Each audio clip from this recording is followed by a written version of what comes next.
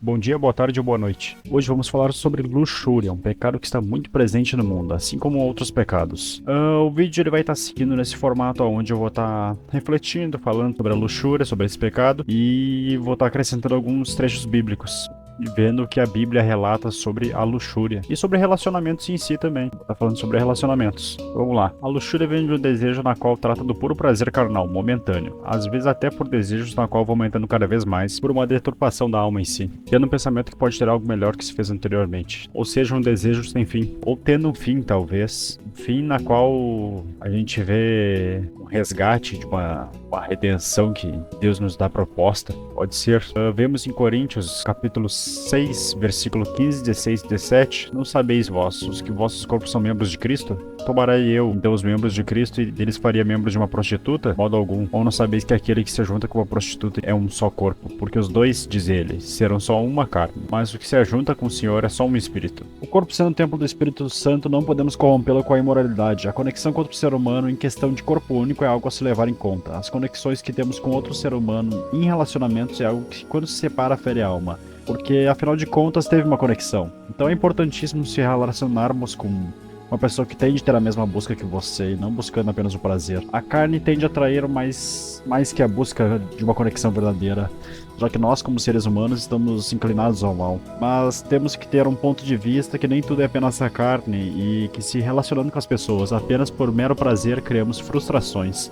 Pelos dois lados, ou por um lado se cria alguma frustração. Então, em raras ocasiões não se cria uma frustração. E quando eu falo frustração, eu digo um sentimento melancólico, um sentimento na qual pensa que poderia ter se construído algo muito maior que apenas aquilo que foi passageiro. Sobre um relacionamento que tenha Deus à base dessa busca por ser melhor para ele, se vê o posicionamento do marido, o líder provedor, que tem suas responsabilidades de segurança, proteção, além de trazer o discernimento do Senhor para sua família, e a mulher tem, por sua vez, o papel de submissão ao marido, sendo responsável do lar, cuidando da família. A submissão da mulher é confundida muitas vezes com um posicionamento onde a mulher é extremamente inferior ao marido. Mas não sendo isso, te digo que o relacionamento que tenha Deus à base se trata de um relacionamento de respeito mútuo. O relacionamento são três pilares na qual seriam o marido, a mulher e Deus. A conexão com Deus faz com que o casal tenha a lei da verdade sobre eles, na qual tentam ser melhores para o Senhor. Efésios capítulo 5, versículo 28 até o 33. Assim devem os maridos amar a sua própria esposa como o seu próprio corpo. Mas sua esposa ama a si mesmo, porque nenhum homem detestou a sua própria carne, antes alimenta e sustenta, como também o Senhor a igreja. Porque somos membros do seu corpo, da sua carne, dos seus ossos.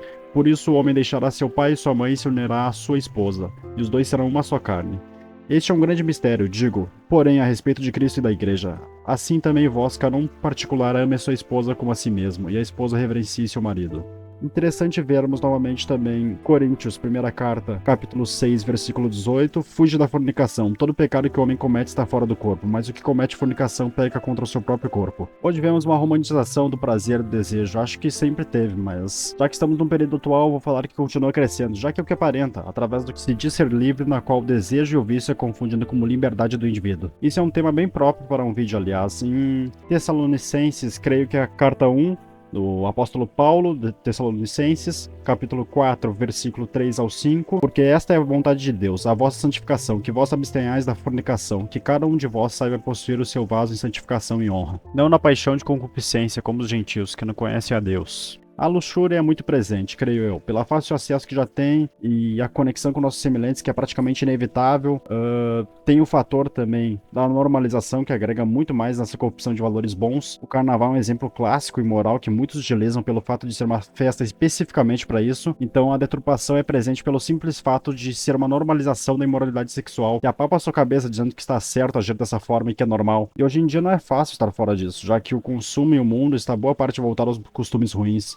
Então uma busca por ser melhor para Deus vai se afastando por valores ruins que são tratados como algo comum de se ter em vida. Nós que buscamos viver em Cristo não podemos cair no nosso vazio egocêntrico e vaidoso, não somos superiores a ninguém. Então todos nós vemos que temos o Espírito Santo e a graça em vida. Sabemos que o mal vem da carne, que se trata da natureza maligna e que é inclinada ao mal naturalmente. E basta Deus agir e essa pessoa aceitará a graça do mesmo para ser melhor. Podemos ajudar certas pessoas trazendo discernimento, mas só Deus traz com clareza essa graça que a pessoa pode aceitar. Então, se tem possibilidade de ajudar alguém, caso a mesma solicite sua opinião, ajude, é simples. Claro, a pessoa tem que estar disposta a solicitar através dessa busca, senão ela só vai descartar seus pensamentos. Logo, dê conselhos a quem quer ouvir, mas acho que isso você já sabe. Basicamente é isso.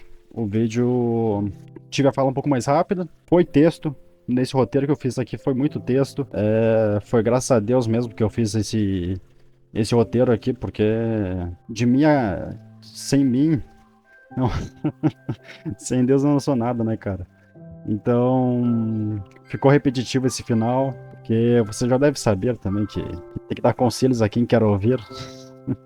E creio que ficou talvez entendível. Então, deixem aí nos comentários o que você tem de opinião, o que você tem a falar, incluir, criticar. E é isso. Deus abençoe vocês. Valeu por você chegar até aqui e até.